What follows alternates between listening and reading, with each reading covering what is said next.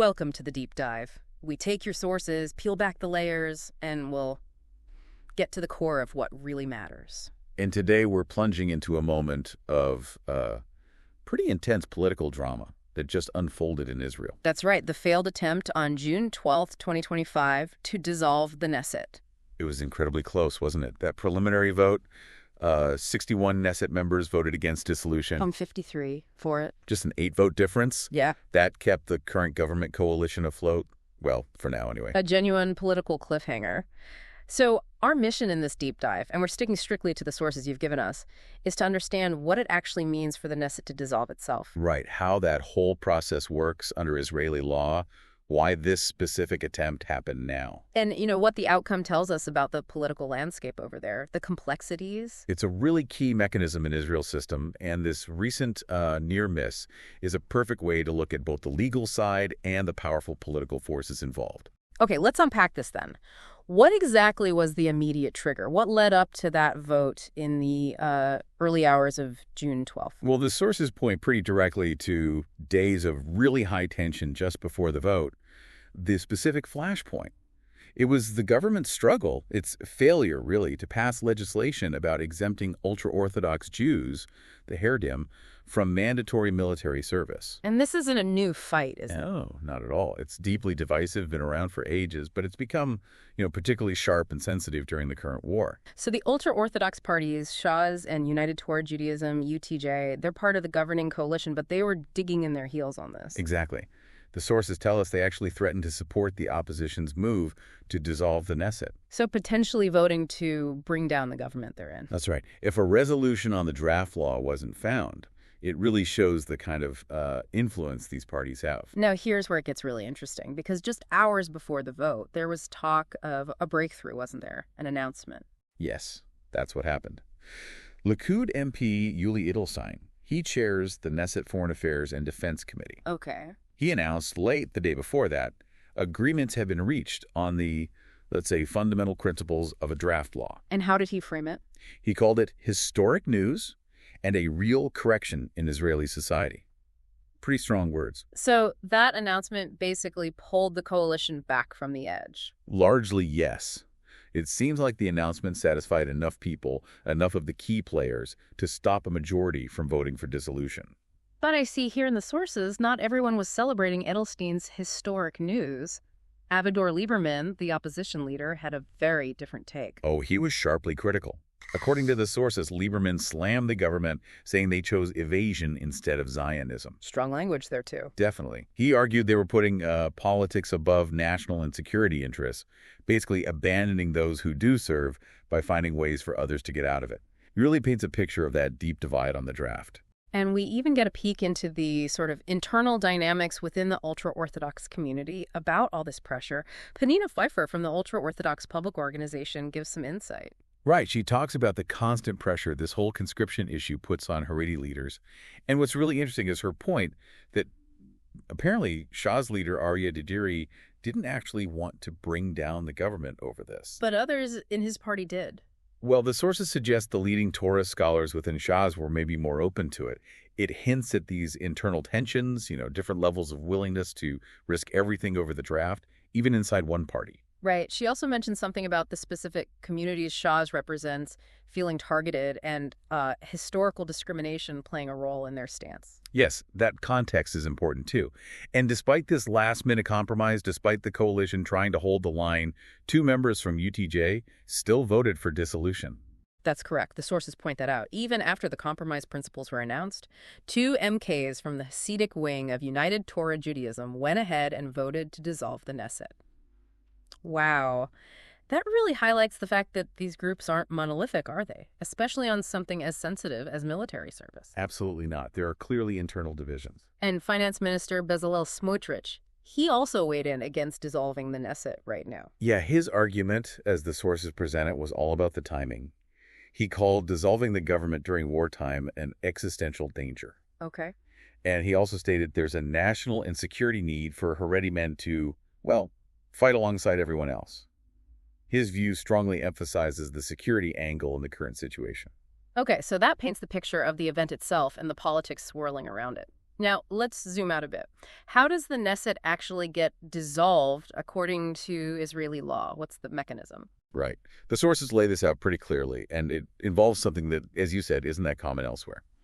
In Israel, the Knesset can basically vote to dissolve itself and trigger early elections. How? By passing a specific law, a Knesset dissolution law.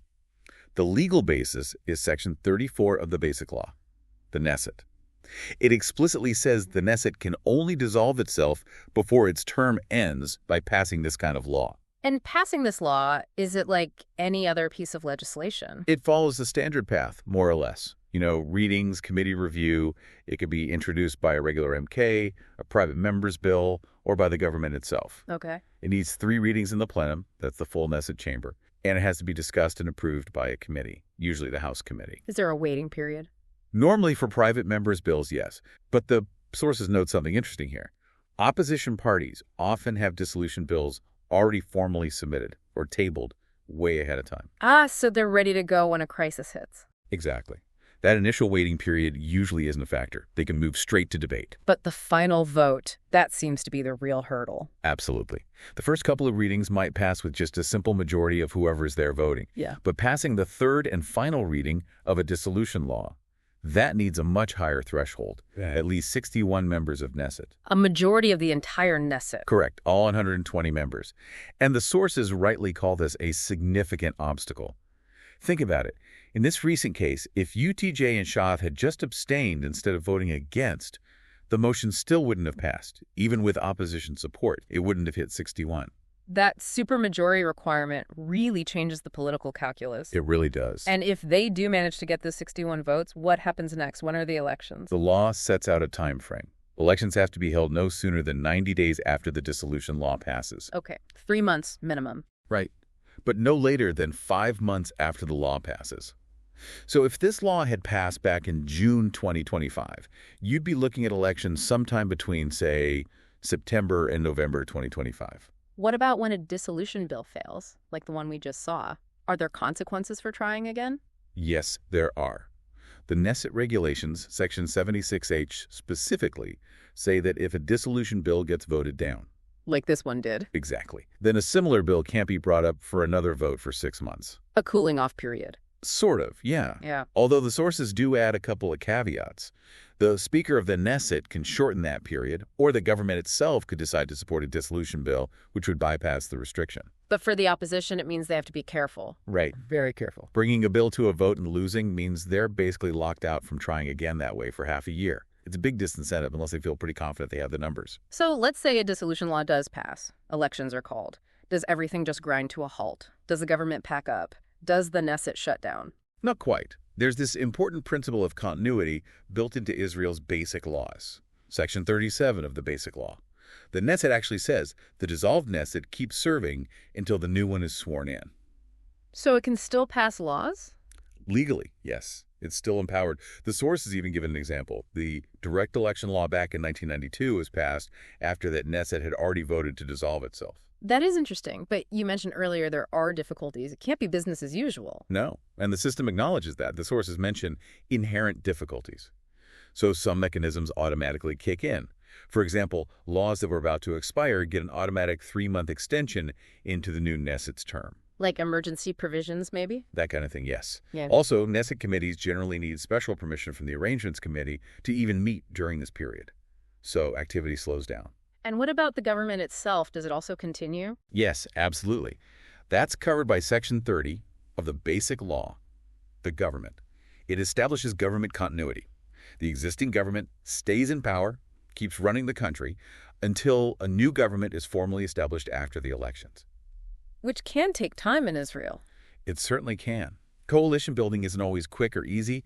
Sometimes it even takes more elections if the first round is inconclusive. So this outgoing government ensures there's no governance vacuum during that potentially long period. People often call it a transitional government, don't they? That's the common term you hear, yeah. The law itself actually uses the phrase outgoing government. Technically, that term refers specifically to the period after a new Knesset is elected, or after a government resigns until the next one is actually formed. It's not the whole time from the dissolution vote itself. Okay, terminology noted. What about the powers of this outgoing government? Are they restricted? Well, ostensibly, the basic law itself doesn't put explicit limits on its powers. Again, the idea is to avoid that vacuum. But over time, Supreme Court rulings and directives from the Attorney General have created significant de facto restrictions. There's a general principle now that these transitional or outgoing governments should operate with a narrower sort of scope of reasonableness. Meaning they're expected to exercise restraint. They should limit their actions mainly to things that are considered of vital need, not launch major new initiatives, for example. Are there specific areas mentioned in the sources? Yes, two are highlighted.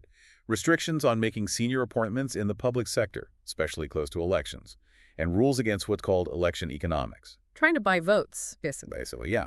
Using government spending or promises in a way that looks like it's designed to sway the election outcome. Now, the sources mention something surprising about appointing ministers during this phase. Ah, yes. It's quite curious. While a regular government needs Knesset approval to appoint new ministers, during the outgoing government phase, that period after a new Knesset is elected, but before a new government is formed, the caretaker government can actually appoint new ministers without needing Knesset approval.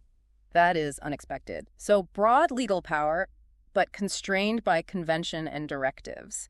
And just to clarify, passing the dissolution law itself doesn't automatically change who the prime minister or ministers are. No, correct. It doesn't trigger automatic personnel changes. The prime minister can still dismiss ministers if they choose. And ministers can still resign. Exactly. Same powers as during a regular term in that regard. Okay, let's widen the lens again. Thinking about the bigger picture, how does this whole mechanism, the parliament dissolving itself, compare internationally? And how often does it actually happen in Israel? Well, what's really striking and kind of unique about Israel compared to many other democracies is just how often this tool is used to bring elections forward. It seems common there. Extremely common. The sources point out that out of the 24 Knessets that finished their terms since Israel was founded, elections were held early in 18 of those cases. That's a huge majority. 18 out of 24. Wow. And get this, in 14 of those 18 early elections, it happened precisely because the Knesset passed a dissolution law, including the one right before this current Knesset, the 24th. So it's the go-to mechanism for early elections, it seems. It certainly appears to be the most frequent one. The sources do mention other ways it can happen in Israel, though they're less common. Like what? Well, the prime minister can ask the president to dissolve the Knesset. Elections can be triggered if no one can form a government after a previous election. And there's an automatic dissolution if the state budget isn't passed on time. That budget trigger, is that common elsewhere? The sources say it's also pretty uncommon internationally. They mentioned Estonia is another place that has it, but it's not standard practice. So how does Israel's self-dissolution compare globally then? The sources are quite clear. A parliament voting itself out of existence is not the norm in most established democracies. Really? Yeah. They list a few countries where it does exist. Austria, Croatia, Poland, Lithuania, Czechia are mentioned, often with slightly different rules about majorities and so on. So what are the more common ways elsewhere? Things we also see in Israel, actually, like failing to form a government. That's common. Or the prime minister triggering dissolution, often needing approval from a head of state.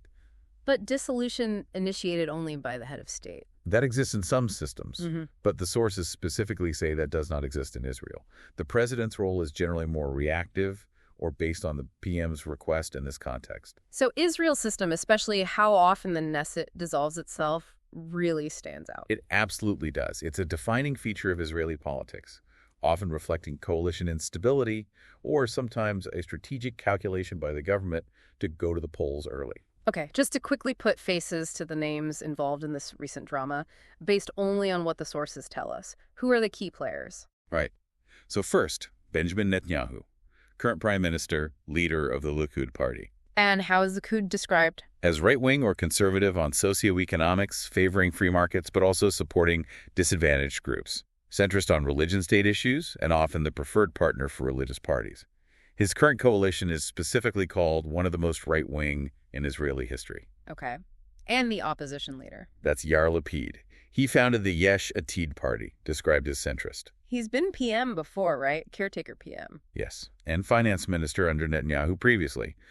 The sources note he's been a key voice pushing for equal shares of the burden, specifically regarding military service for the Haredi. Then there's Finance Minister Bezalel Smotrich. Described in the sources simply as far-right, and as we discussed, he argued strongly against dissolution during wartime.